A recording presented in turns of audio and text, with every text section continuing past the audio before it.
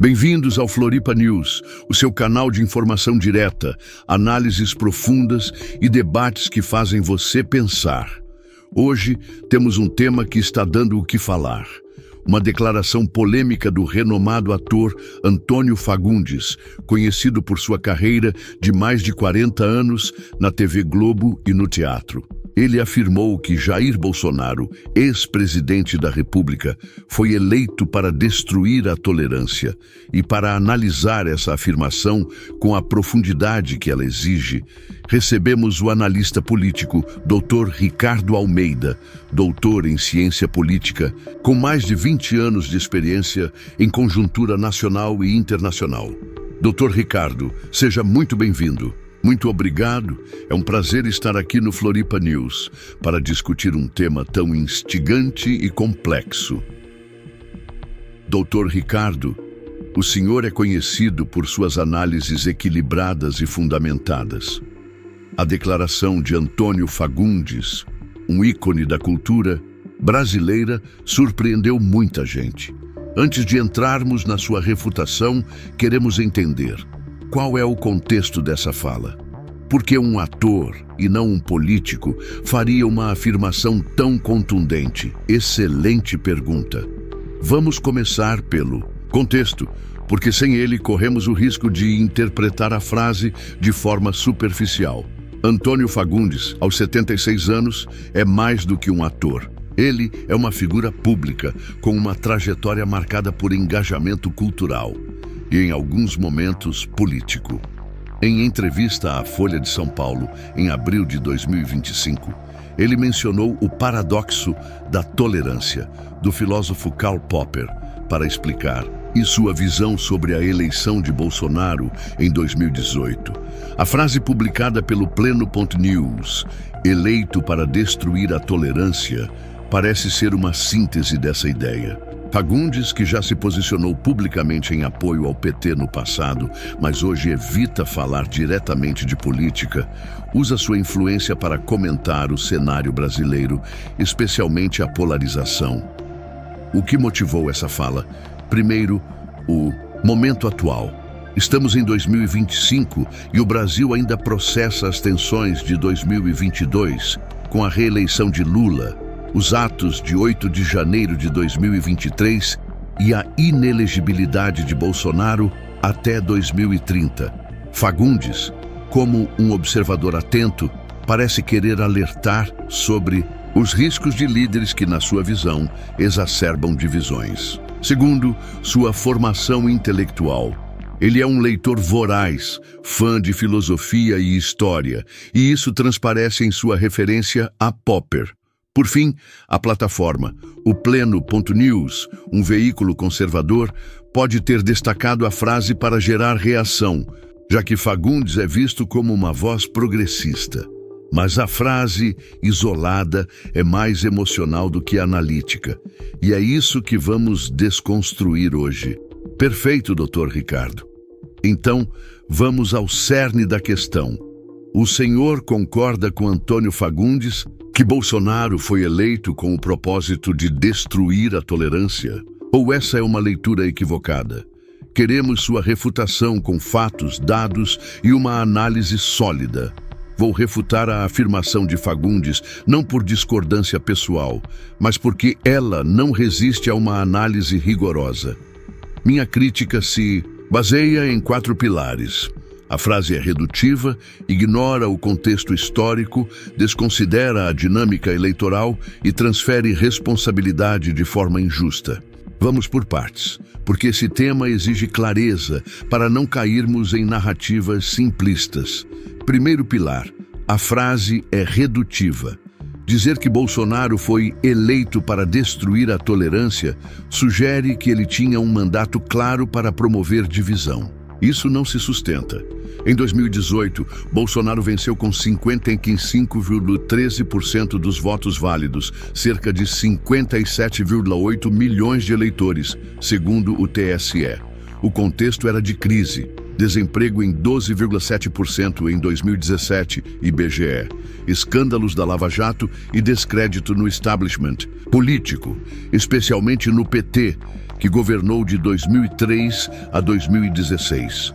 Bolsonaro capitalizou essa insatisfação com um discurso antissistema, prometendo combater corrupção, reduzir criminalidade e defender valores tradicionais. Sua campanha não tinha uma plataforma explícita para destruir a tolerância. Ele foi eleito por uma coalizão diversa, de evangélicos a liberais econômicos, movida por frustração, não por um desejo de intolerância. Reduzir sua vitória a isso é ignorar a complexidade do eleitorado. Segundo pilar, o contexto histórico. Polarização não é novidade no Brasil, e culpar Bolsonaro como seu criador é uma leitura limitada. Vamos retroceder. Em 1964, o golpe militar foi precedido por uma sociedade dividida entre esquerdas e direitas, com acusações mútuas de intolerância. Nos anos 1980, a redemocratização trouxe embates entre visões opostas de país. Em 2014, a eleição entre Dilma Rousseff e Aécio Neves já mostrava um Brasil rachado. Estudos do cientista político Jairo Nicolau indicam que a polarização afetiva, a rejeição emocional a adversários, já era alta antes de 2018. Bolsonaro não criou essa divisão, ele a amplificou. Atribuir a ele a destruição da tolerância é como culpar um termômetro por medir a febre. Terceiro pilar, a dinâmica eleitoral. Eleições refletem a sociedade. Bolsonaro não inventou seus eleitores, ele foi escolhido por eles.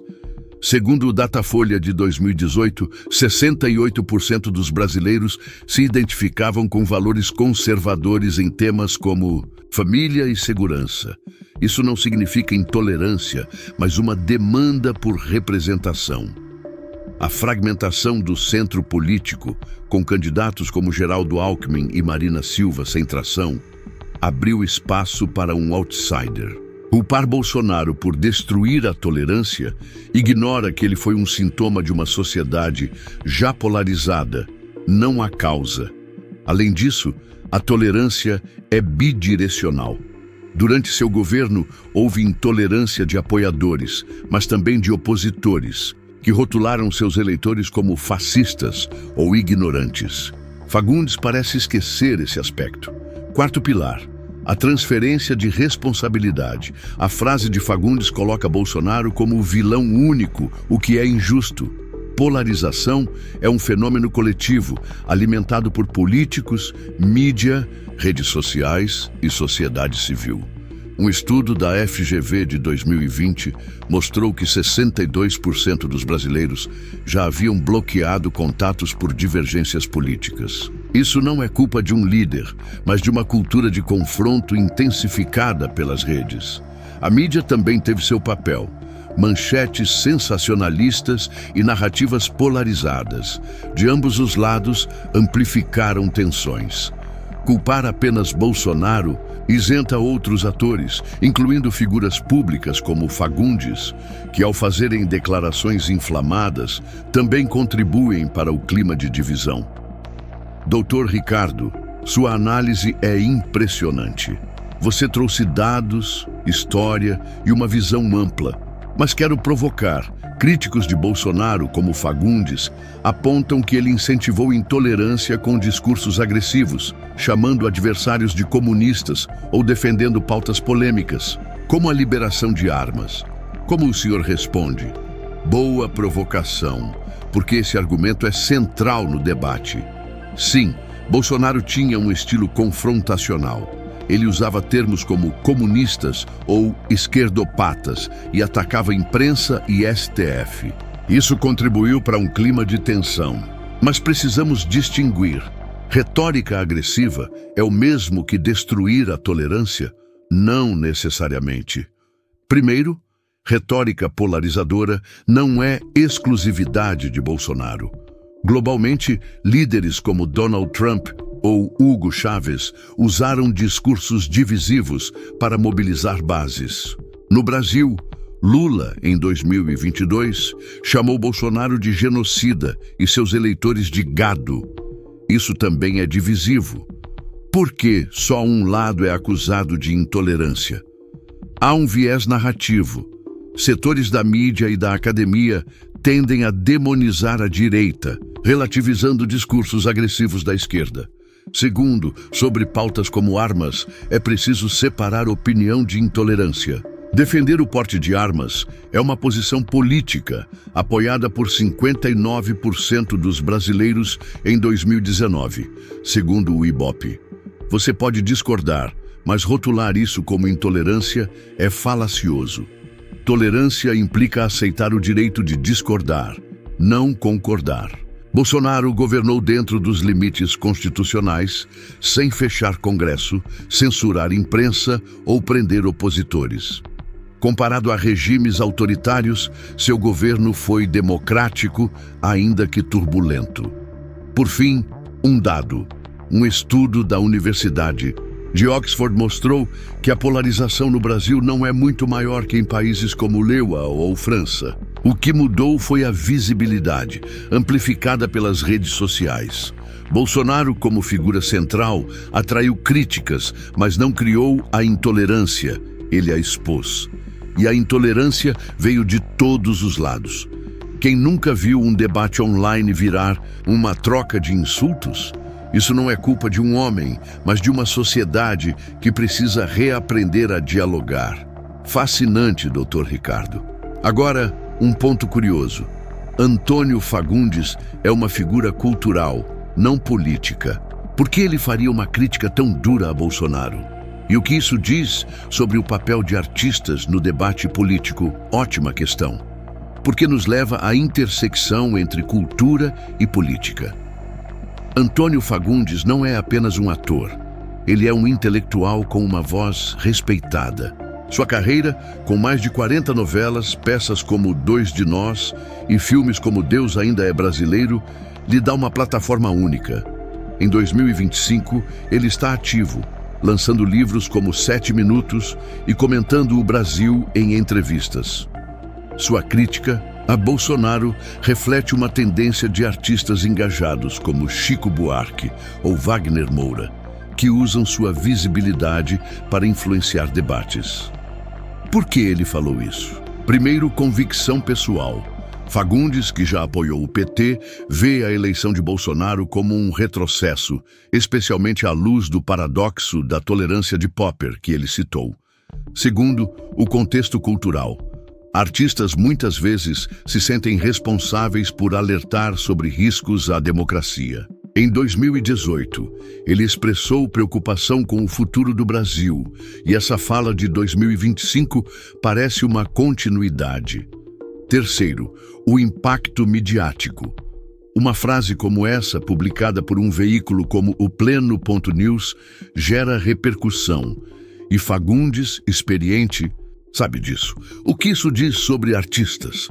Eles têm o direito de se posicionar, mas também a responsabilidade de não amplificar divisões. A fala de Fagundes, embora bem intencionada, pode ser vista como generalizante, alimentando a narrativa de que os eleitores de Bolsonaro são intolerantes. Isso é arriscado, porque aliena parte do público. Por outro lado, artistas como ele trazem ideias ao debate, como o paradoxo da tolerância, que enriquecem a discussão. O desafio é equilibrar crítica e diálogo. Dr. Ricardo, você está nos fazendo repensar muitas coisas. Antes de encerrar, uma última questão. Como o Brasil pode superar essa polarização que Fagundes atribui a Bolsonaro? Há um caminho para reconstruir a tolerância? Essa é a grande questão, e não há solução mágica. Proponho 3 pilares: educação, diálogo institucional e responsabilidade coletiva. Educação. Intolerância prospera na ignorância cívica. Precisamos ensinar nas escolas, igrejas e mídia como debater sem demonizar. A Alemanha, pós-reunificação, investiu em educação para unir leste e oeste. No Brasil, campanhas que mostrem nossa história comum podem ajudar. Diálogo institucional. Congresso, STF e Executivo devem dar o exemplo. Conflitos públicos, como os entre Bolsonaro e STF, normalizam a tensão. A reforma tributária de 2023, negociada entre governo e oposição, é um modelo a seguir. Responsabilidade coletiva. Cada cidadão tem um papel. Nas redes, podemos argumentar em vez de xingar. Um estudo de Stanford mostrou que conversas presenciais reduzem polarização mais que debates online. Saiamos das bolhas digitais e conversemos com quem pensa diferente. Para fechar, uma reflexão. Tolerância não é ausência de conflito, mas conviver com ele. Bolsonaro não destruiu a tolerância, ele revelou nossas fragilidades. Cabe a nós reconstruí-la com análises honestas, como tentamos fazer aqui, Dr. Ricardo. Que aula! Sua análise trouxe clareza e reflexão. Agradecemos por sua presença no Floripa News. E você, espectador, o que achou? Deixe sua opinião nos comentários. Compartilhe e continue com o Floripa News para debates que transformam. Até a próxima.